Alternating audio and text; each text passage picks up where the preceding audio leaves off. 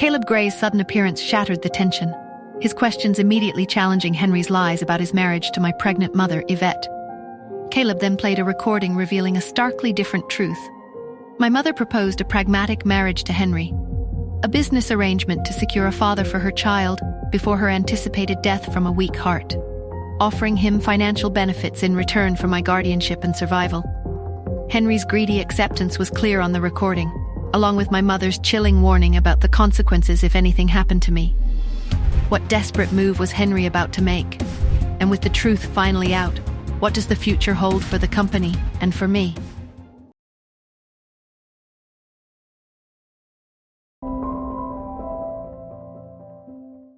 Henry, who knew that he was finished, yelled furiously, "You think you've won, Nora? Someone like you who's just like your mother doesn't know anything about real family. Even if you become rich, you'll still be all alone, unlike us. At least the three of us are still a family." "Three?" I thought, a cold amusement twisting my lips. I took a step forward, my gaze fixed on Henry. "Henry," I said, my voice deceptively calm, "since you've been my father for the last 19 years, why don't I give you a parting gift?" "A gift?" A flicker of avarice crossed Henry's face, his eyes narrowing. I, however, had a different kind of gift in mind. I reached into my pocket and handed him the other DNA test result. "I hope you appreciate what I got you," I said, my voice devoid of any warmth. Henry observed the document, his brow furrowed. Wendy, standing anxiously beside him, breathed a sigh of relief. Their financial situation was dire, their extravagant lifestyle unsustainable without the monthly dividends. She turned back to Henry, her smile expectant. "What is it, Henry?" He slowly raised his head, his gaze locking onto Wendy's. "Who is Angela's father?" he demanded, his voice a guttural snarl. Wendy's eyes widened in terror. She glared at me, her usual pretense of victimhood gone, replaced by a raw, menacing fury. "What did you give him, Nora?" I lowered my gaze, my voice cool and indifferent. "Nothing much, just an extra DNA test I had done. Of course, if you two don't think it's genuine, you can always get another lab to redo it." Henry's gaze snapped back to Wendy, his eyes burning with suspicion. "Tell me the truth, Wendy. Is Angela my daughter? You'd better not lie to me." Wendy took a few quick steps towards the police officers, using them as a shield. Peeking out from behind their broad backs, she spat, her voice venomous. "That's right, Angela isn't your daughter. But this is all because of you, Henry." Henry recoiled, his face a mask of shock. Wendy's voice broke, thick with unshed tears and years of resentment. "You threw me aside for money back then. After you married that woman, you promised you'd marry me once she died. But what happened? You started fooling around with someone else. You never once brought up our plans again." A fierce, almost vengeful look came over Wendy's face. "You said that woman, Yvette, refused to let you touch her, so you were with me during the marriage. But what happened in the end? After using me, you decided to forget your promise? What makes you think you can do that, Henry? I couldn't let those years go to waste." Her voice rose, fueled by a bitter rage. "I had no other choice, Henry.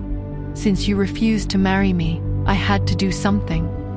Besides, I couldn't ever get pregnant with you, so I decided to try with another man. It was only after I became pregnant that you finally gave in and married me." Henry's face contorted with furious disbelief. Wendy sneered, her earlier fear replaced by a cruel satisfaction. "It's my fault? You couldn't have any children, Henry. We were together for so many years, but I never got pregnant.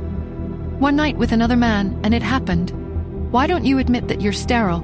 Henry roared, his face a mask of unadulterated rage. "Shut the hell up."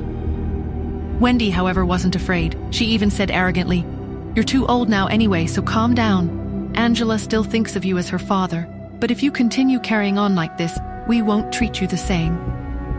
Henry looked at her, his anger slowly giving way to a desperate resignation. A moment later, he closed his mouth, the fight seemingly draining out of him. A tightness gripped his chest, and suddenly a metallic taste filled his throat. He coughed, and a mouthful of blood splattered onto the porch. Then his eyes rolled back, and he fainted. Wendy, her earlier fury replaced by a shrill panic, screamed for an ambulance. The fiasco, it seemed, was finally finished. Roxanne and the cameraman tried to slip away during the ensuing chaos, but were intercepted by Captain Ford. You are hereby charged with the following offenses: trespassing on private property and filming and sharing content without the owner's consent. Please come with us. While the police were arresting them, I turned to Caleb, a strange mix of exhaustion and a quiet satisfaction washing over me. I took the recorder pen and said, "It seems like my mother trusted your family very much." Caleb smiled gently, a warmth in his melancholic eyes. "I'm surprised you haven't asked me who your real father is, Nora." I looked up at him, a genuine shock registering on my face. "You know who he is?" Does Caleb really know who my actual father is? Or is he lying to get something from me?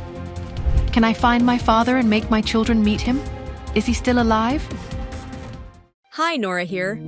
If you are wondering what happens next, then download the Pocket FM app and listen to the exciting episodes of Saving Nora Now with the link in the description.